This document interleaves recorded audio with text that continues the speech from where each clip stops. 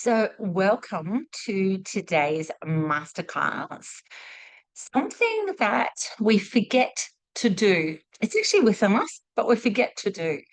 And that is turn your wound into your wisdom. Turn your wound into your wisdom. And part of Mystery School was always understanding we're going to have the ups and downs in life. Um, have a look at it, go through the processes, feel the pain. But what actually naturally happens is that wounding that we have actually becomes wisdom. And that whatever you've been through, sure enough, guaranteed, you're going to meet someone that you can turn your wisdom, what you went through, your pain into wisdom for that person. But at the time of going through this, it's like, I can't do that. I can't get through this pain whatsoever. Now, what sort of wounds could there be? There could be like a physical wound, a shark's bitten your arm off. You've had a car accident. You've been sacked from work. You've had to put your dog down. There can be all of those things that are physical experiences that are wounds. Then comes the mental wound. And the mental wound under Mystery School, and to see if this makes sense to you, the mental wound is the illusion that I am not possible and I can't get through this and it's so traumatic and so bad because that's the 3D paradigm that we live in. You actually have to experience those feelings and emotions. However, in the fifth dimensional paradigm, there's not the pain, mental pain of those wounds. It's actually seen as a learning lesson. And this is within your core cells of, wait a minute, I'm going through this experience. Okay, the shark's just bitten my armor. No problems. Let's go. Someone save me. Hello, hello, save me. The lifesavers save you. You go in an ambulance. They do the surgery. Down the track, you get a prosthesis or you don't get a prosthesis or whatever. And what happens is, as we've processed all of that, and this is actually a true story of someone I know, that they actually said, stop killing the sharks. Don't kill the sharks. They didn't do anything wrong. I look like a piece of meat on my surfboard. So I look like a turtle. When the shark looked up, I look like a turtle. Don't kill them. But the mental pain that we go through in 3D is massive. It's a big wound. So we have physical, we have mental, then we have the emotional. The emotions can be straight into shock. What happened? What's gone? What do we need to do? What's just gone on? The emotional pain is what we come here to actually experience in the 3D world called Earth. Emotions are energy and motion. What energy is going? It's either fear or love. That's the two emotions that we have. And initially it can be so the body works out what it is, and then our brain interprets it as fear or love, because it can be a love wound as well, which I'll talk to about in a moment. And then the energy that moves through is the fear, shock, anger, resentment, whatever, grief, etc. And I'm not dishonoring any of these feelings. It's just part of the growth that we used to teach in mystery school, that wounding is now fear-based. It's like energy and motion, that's what's going through until you turn your wound into wisdom and it comes over here into the love base. So we've got physical, mental, emotional. What about the spiritual wound? Well, mystery school, we would teach there's actually no spiritual wound. Spirit, soul, whatever you want to call it, or essence, it is not affected, affected, or infected at all. Why? Let's pretend my hand is the original source. Some people call it God, Allah, source. I call it the absolute. It's the totality of all reality. What do you like to call it? You are a mirror in your DNA RNA cells. You're a mirror image of the original source, whatever you want to call it. You are a mirror of that. So therefore, the spirit side of us can't be affected at all, because this greater knowing says, well, I'm looking and observing and I'm seeing that experience needed to happen, whatever the experience is, needed to happen. And because it's a mirror image, it's within us. And it's like there's no actually spiritual pain. However, in this 3D paradigm, it will feel like something has taken our spirit or soul, affected our soul. It will feel like it, but it's not actually happened in a wounding state whatsoever. What happens is it's actually the mental part and the emotional part and physical. We'll go back to my arms being chopped off. It's like I've got pain. But quite often when shark bite victims have their something bitten, they can't actually feel it at all. They can't even feel it's been chomped off either. The sharks do it so clean, done. So spiritual pain is really in this 3D world is saying, I feel like I'm separated from myself. Um, I don't know who I am anymore with this wounding because I was going along my way and I was surfing like this on my board. Now I can't surf because if I surf, I keep going round and round. I can't get balance and I can't push on the surfboard to push up, stand and catch the wave anymore because that's gone. But really, there's another way. And that's part of turn your wound into wisdom that sometimes souls having a human experience, we go, dum, dum, dum, dum, dum, life is amazing. Oh, my hand's up. I just lowered that hand down. Um, that life is amazing. Dum, dum, dum, we're going up. And then something happens and we have to go this way. There's another direction, another direction. And as we're going into that direction, there's a grieving process as well. Why did that happen to me? How am I going to live life? What is the new possibilities? We can't see it quite yet. And as we evolve, which is part of Mystery School, we teach people to evolve, go the next level, go the next level, which we call ascension. What happens is over time, how much time? I don't know. A day, a week, a month, a year, 10 years, it's up to the person. We start to evolve and we look back at what happened and bring it into a wisdom. We get wise. And that wise or wisdom or knowledge or expertise is like, we give it meaning, we give it reasoning, we give it understanding, because we're all here to understand what happened. So I'll go back to the shark victim again. Excuse me. When surfers or swimmers go out right on dawn or dusk, where it's just about dark, the sharks go, hungry. It's like saying breakfast and dinner, hungry. And they come closer into the shore. And there's Jean floating on her surfboard, going, doop, doop, doop, doop. I'll catch the waves right on sunrise. It'll be amazing. The waves are up, and oh my gosh, it's just the best thing. And I can catch a barrel and whatever else. And the shark goes, oh, check this out, smorgasbord. I'm going to eat that one. Yum, yum.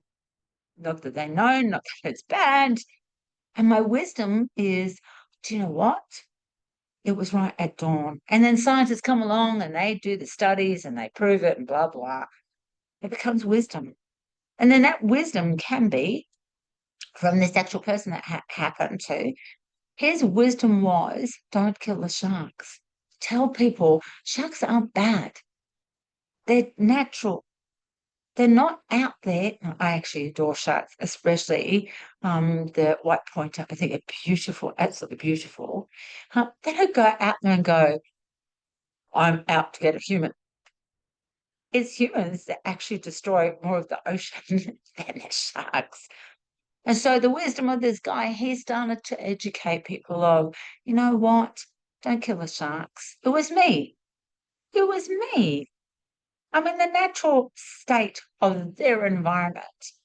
And he was so compassionate. His wisdom came very, very quick. Doesn't mean ours has to, because we all take our own time on turning that wound into wisdom. So let's go to a love wound that I mentioned before. Sometimes the wound is we're hurting. I just don't like work anymore. I don't want to be with that partner anymore. I don't like those favorite shoes anymore. I don't want to live in that house anymore. But you've loved it so much.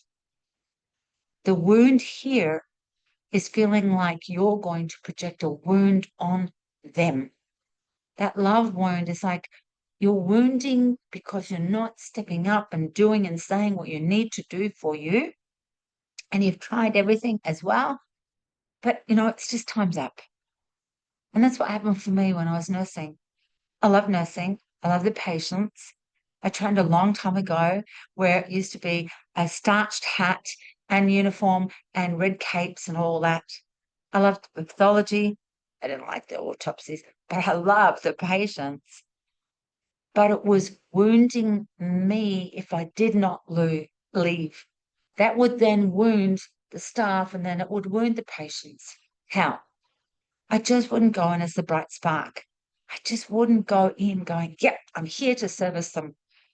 That's so important for me. And so the love wound can be thinking that I'm going to upset them, so don't do it, don't say it. But if you turn that wound into wisdom, if I say it, it may wound them initially, but it might be an awakening. So I'm going to give you an example. When I decided, right, that's it, I'm leaving nursing and pathology, I decided in this pathology company that I can't do it. I just can't do it.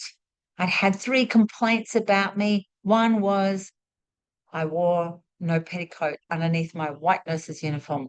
Stop looking. I wore coloured bra and panties, and I did. I love colour. So it was bright pink panties and bra, and sure you could see it if you really looked, or if I stretched and it came through the thing. So I was a complaint about that. And then strike three was I used to provide morning tea out of my own time and money and decorate the tea room for 6 months. There was a complaint on that. And I went, no, I can't do this. And I talked to my manager. Is there something we can do? Can we talk to the person? And this is before gluten-free and wheat-free. So it's a fully, fully sick mud cake and chocolate and all sorts of things. Someone just didn't like me. And that was starting to wound me of I can be immune to that, but it was affecting how it work of am I going to get another complaint because my hair's not in the right scrunchie or because I giggled or what's going on. The manager said, I'm so sorry, burst into tears. I can't do anything. They're going to call the union in. Well, it's time to create a wounding. And I said, I've got to go. I can't do this. Please don't go because you're the best collector at the moment, blah, blah. Got to go. Got to go. And it affected the system. Not my problem. I had to go. They had to work out. You're going to listen to that squeaky wheel about whether I wear a petticoat and coloured panties and bra, provide morning tea to motivate people. Got to go.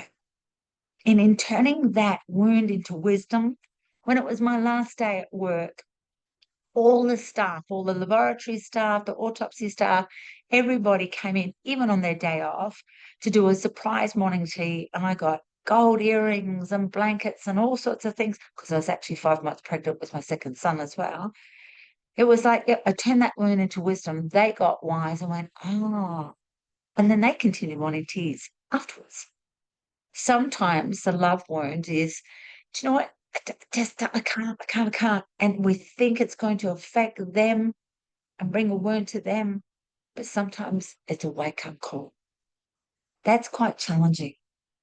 And sometimes what happens is when we don't turn that wound into wisdom, we start to suffocate ourselves. We start to live in continual pain. For example, when I was nursing and I was at the repatriation hospital where the World War One, Two, and Vietnam vets were, one of the patients, World War One, told me about he was an amputee, told me about how he had pain in his leg. Psychology unit said, yep, he needs some sort of medication, mental health.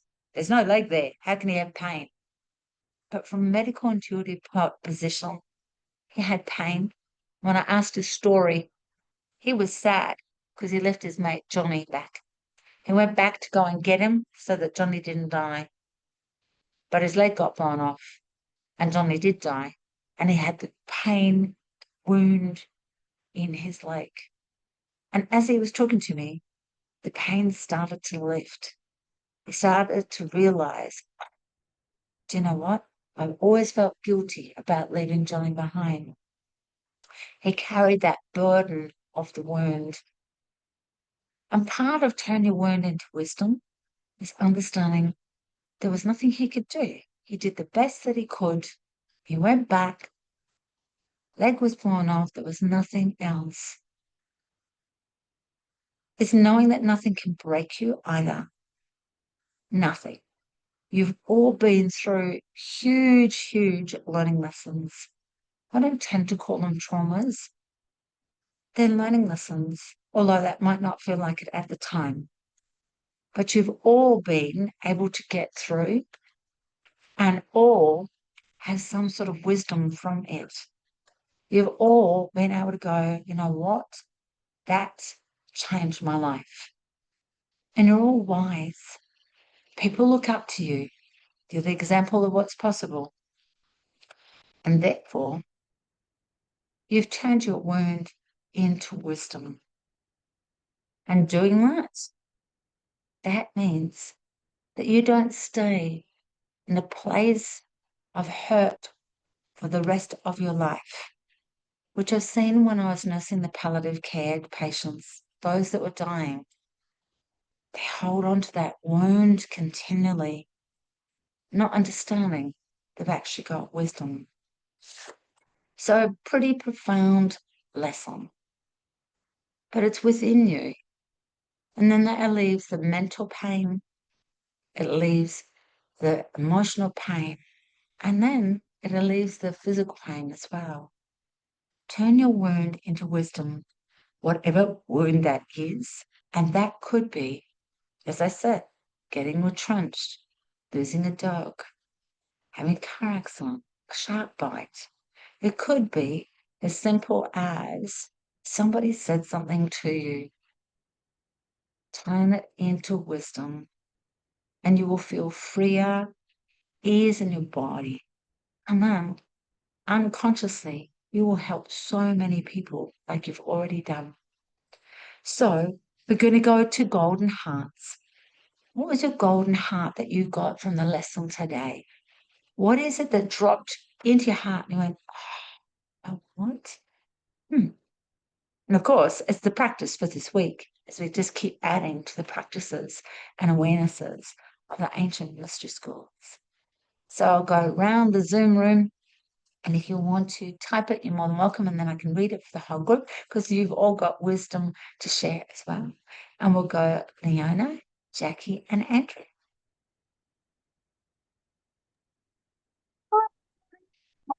Yeah, I was actually grappling with this morning. That's why it woke me up really early. I made something and it didn't work, so I dove deep into the valley of failure. And I'm clawing out the other side, trying to find the wisdom in it. Thank Oh, you. that's beautiful. Beautiful. And I love her deep into the failure, deep into it. And that's why I said for all of you, time. How long is the time? It could be 1 day, 1 week, 1 month, maybe 10 years. Just take your time until you come to the wisdom. It'll come to you in your own time. Don't be hard on yourself. Who's next?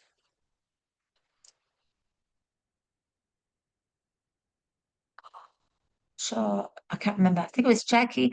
Jackie, if you come unmute, telling that's okay. Let's go to Andrew. Good morning, everyone. Yeah, the wisdom of that wound, sometimes lingers for a little while until you get the lesson. But I find that once you get the lesson, it's like, and then it's embodying, for me, either to respond in a different way if that, say, a relationship offers a different pattern, and then just go, okay, and that's where my wisdom comes and the blessing, I guess, of that experience. So. Beautiful. Thank you so much, Andrew. And sometimes we don't get the lessons. Sometimes we, or my husband, wouldn't even look for a lesson. It's like, oh, well, there's no lesson in it, which is great too. but it's having an awareness of the growth of from there to there. So, for example, when he was retrenched, a door closed and there was some wounding for him. How can he flick it over? And the way he flicked it over was saying, you know, my dream job is to work from home. That's all I want to do. Well, he got a dream job, work from home, which was really great during 2020 because it was working from home. So sometimes we don't see the lesson. Sometimes it's a redirection and going, oh, wait, I got what I wanted on some weird kind of crazy level. Let's go to Monique, Maud, and Lou, I think, is typing, and then Jackie, if you can. Morning, everyone. Yeah, thank you, Jean. That's I was quite challenged by that this morning because the lessons that we have, the learnings in those, sometimes it takes a while to actually see those. But I can speak from personal experience. Once you're through that, and once you can see the lessons and the love in that, it's actually quite freeing. So thank you very much. Beautiful, thank you. And yes, this is challenging. It's a big challenge. In mystery school, we used to understand and sit with it, and we'd still go through the pains and the challenges and the yeah, but and how come and etc. And then the wise ones would say, but there is time, something is coming, something is coming. So it can be a challenging concept, but it's like, well, on the other side, there is wisdom. And that's maybe something to contemplate this week is look at something that has gone through and where you're at now. And as I said, it could be as simple as somebody said something to you and you've interpreted this just your truth. And how has it been? What's it like? Let's go to Maud if you want to share.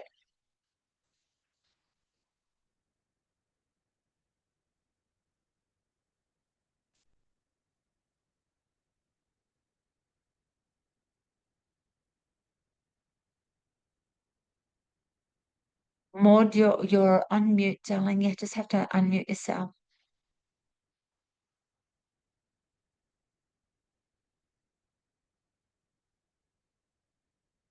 Now, That's better. in my job, my boss and me had a contract that if I do like this, and it's going to be like that. And she didn't hold her promise to me. And I didn't go to her and complain. I just say, now I finish my extra time. I always I go just in this time. So you must sign a new paper for me because I don't complain to her. I just tell her, now it's enough. You must put my time down. Yep. So I think she wonder why. I didn't speak to her about that, but she must realize then after a time that why she's not here. Yeah. Beautiful. Maud, That's thank wisdom. you. Thank you. Yeah. Thank you. Amazing. Thank you so much. Lou Scott, my golden heart is being open to seeing the blessings. That's part of if we're just open and then to see the blessings is huge, absolutely huge, especially when we've been through something that big that has really jolted our life. That's a massive thing. I'm not sure yet, but maybe I already know. And Lou brings up something so profound.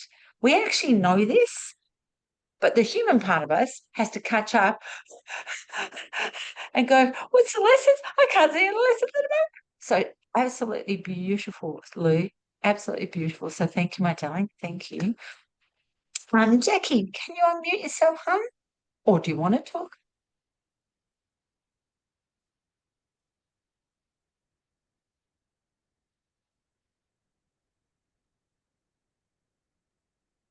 Hi, good morning, everyone. Good morning, Jackie. I think for me, I just have to have faith and trust that there is a lesson and there is a purpose and there is something for me to learn from an experience or a challenge. And I know it doesn't usually come straight away, but these days it seems to come sooner than it used to. And I think that's because I'm more open to, you know, knowing that there is a reason behind it all, even if it's not a wonderful experience that you're having. So that's me. Beautiful. Absolutely beautiful, Jackie. As I mentioned, my husband's not even not into there's a lesson and blah, blah, blah. It's just this has happened. And then he's like, well, do something about it. And that's okay too, for whatever and wherever people are in their awarenesses. We're just sharing mystery school. And sometimes we can't see the lesson. But what if we're open to what is the goodness, what's opened up? So it might be when we've been through something big, we've learned to receive, we've learned to ask for help, we've learned to actually say, I can't do this on my own. Sometimes that can be the huge, huge, beautiful lesson, although it doesn't feel like a lesson. So thank you so much for joining me for today's masterclass. Excuse me, turn your wound into wisdom. It's pretty profound. And in that wounding, acknowledge yourself, where you are, what you've been through. If you're in it, and if you look back this week at where you have been wounded, I want you to celebrate yourself. Celebrate you've actually been through that and that you are an extraordinarily wise super soul. So thank you, lovelies, and have the best of week, and we'll see you next week. Bye.